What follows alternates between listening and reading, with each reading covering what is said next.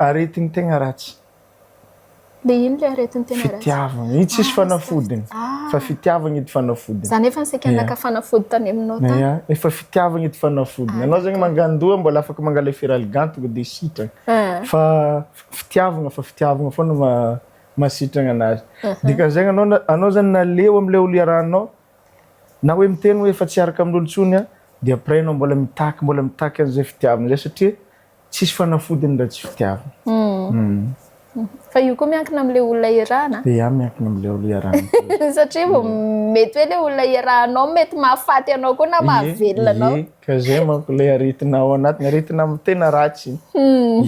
Nefa tsy afaka ialana. Valagna aretigny tegna tsy manjary fitiavagna tsy nahitako fanafodiny anao fitiavagna za fa nagnano vava tsy araka amin'olo afitiavagna tegna mafy anao fitiavagna efa loviko